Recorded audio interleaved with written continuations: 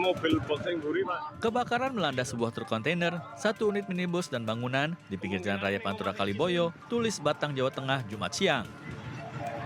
Api yang membesar lalu merembet ke bagian belakang truk kontainer. Menurut warga, kejadian berawal saat truk alami pecah ban, lalu oleng dan menabrak sebuah minibus serta bangunan hingga menyebabkan kebakaran. Warga sekitar berusaha memadamkan api dengan alat seadanya sebelum petugas pemadam kebakaran tiba.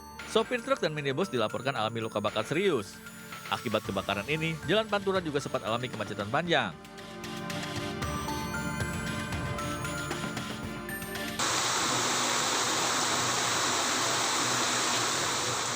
Hujan deras yang mengguyur kawasan Cijeruk, Kabupaten Bogor, menyebabkan banjir bandang di kampung Kawung Luwuk, Desa Cijeruk, Kabupaten Bogor, Jawa Barat.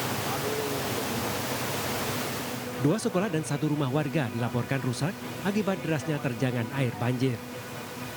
Menurut warga, air berasal dari Sungai Kawung Luwuk, meluap hingga masuk ke permukiman warga.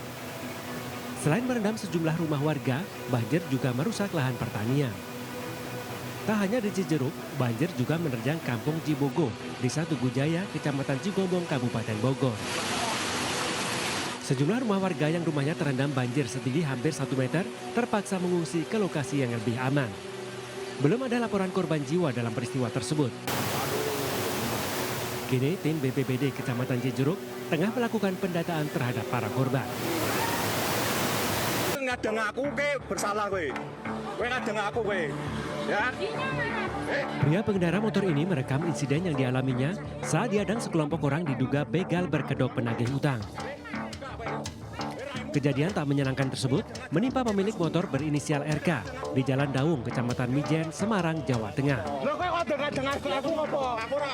Sebelumnya, 4 orang yang mengendarai 2 sepeda motor mengadang korban dan hendak menarik paksa motornya. Para pelaku menuduh jika motor yang dikendarai RK menggunakan plat nomor polisi palsu. Tak terima dengan tudingan para pelaku, korban yang bersama seorang wanita melawan dan terjadi cekcok. Korban merasa janggal karena keempat pelaku tidak membawa surat tugas dan tidak berani menyebutkan nama perusahaan leasing. Lantaran mendapat perlawanan, keempat pelaku kemudian kabur dari lokasi kejadian. Korban berharap aparat Polrestabes Semarang segera menindak para penagih hutang liar yang sangat meresahkan masyarakat.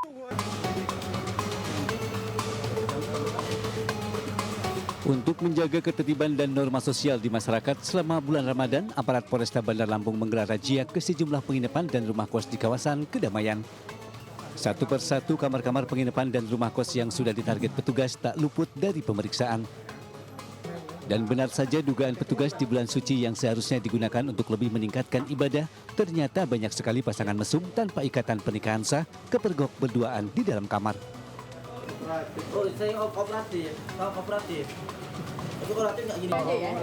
Dalam razia ini sempat diwarnai keributan.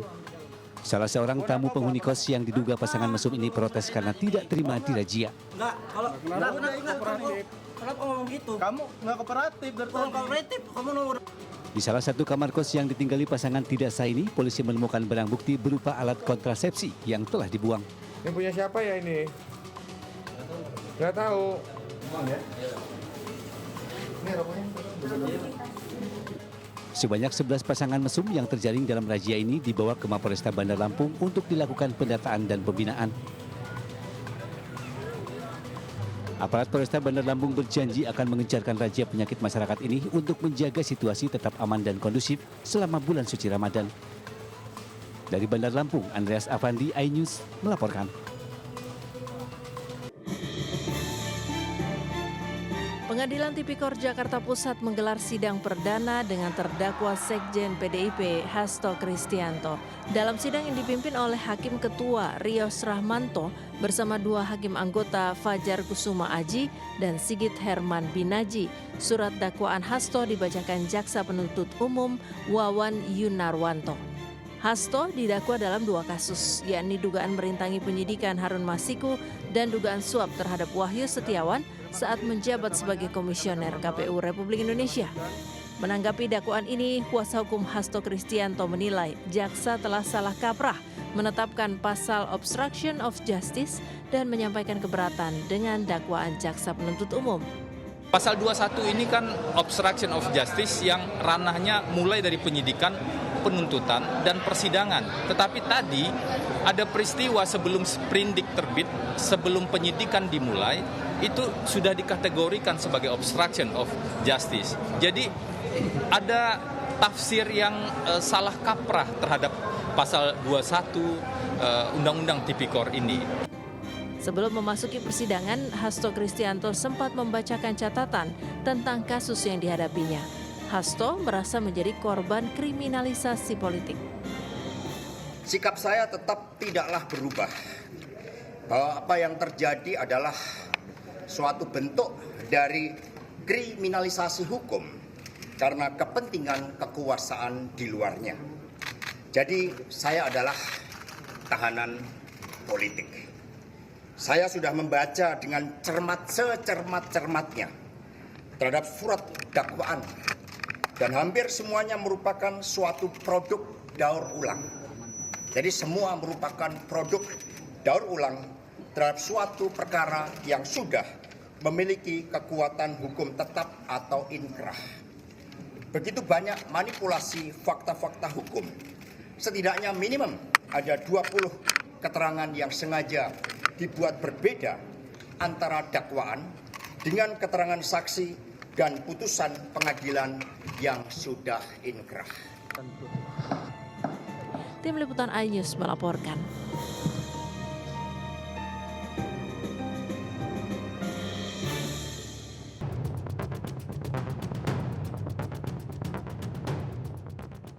Seorang Kapolres dicopot dari jabatannya dan jadi tersangka gara-gara melakukan kekerasan seksual pada anak di bawah umur. Inilah kasus yang menjerat AKBP Fajar Widya Dharma. Berikut kronologinya. AKBP Fajar melakukan pencabulan terhadap anak di bawah umur pada pertengahan tahun 2024 dan membagikan video pencabulannya ke situs porno Australia. Aksi kriminal yang dilakukan terdeteksi oleh otoritas Australia yang langsung menginformasikan temuan ini ke otoritas Indonesia. Setelah dilakukan penyelidikan, AKBP Fajar ditangkap dan dicopot dari jabatannya, namun hingga kini masih tercatat sebagai anggota Polri. Kasus ini memperkuat hasil survei National Center for Missing Exploited Children atau NCMEC yang menyebutkan Indonesia berada pada urutan keempat di dunia dan kedua di ASEAN dengan temuan kasus pornografi pada anak terbanyak. Lantas bagaimana tanggapan masyarakat atas kasus ini? Kekerasan terhadap anak. Dan dia menjadi salah satu pelakunya. Itu ironis sih sebenarnya, apalagi di Indonesia ini. Ya kalau bisa dihukum seberat-beratnya ya, karena bayangin aja kalau misalnya kita masyarakat, apalagi anak kecil yang nggak bisa ngelawan gitu, apalagi diperjualbelikan kan yang saya dengar untuk kontennya juga, kalau bisa dicopot dan dihukum seberat-beratnya sih. Harusnya sih dihukum seberat-beratnya ya, soalnya kan itu bikin anak trauma juga.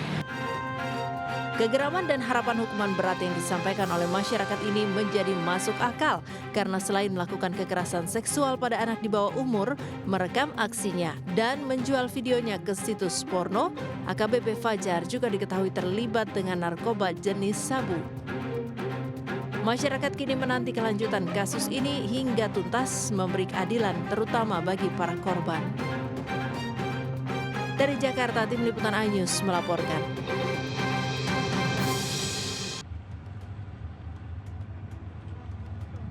Kapal tanker MT Ronggolawe dan Takbut Rosalin yang terbakar pada Kamis pagi di Laut Utara Kecamatan Paciran diduga disebabkan oleh ledakan di kapal tanker yang bermuatan bahan bakar minyak.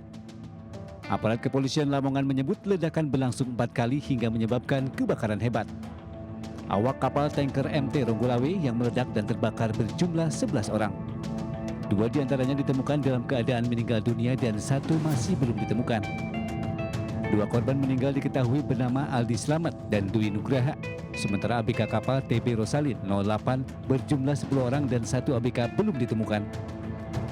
Setelah berhasil dipadamkan, kapal tanker MT Ronggolawe ditarik ke PT Lamongan Marine Industri oleh kapal Takbut Prameswari 01. Kapal tanker MT Ronggolawe terlihat rusak di bagian tengah hingga depan. Sementara bagian belakang masih terlihat utuh.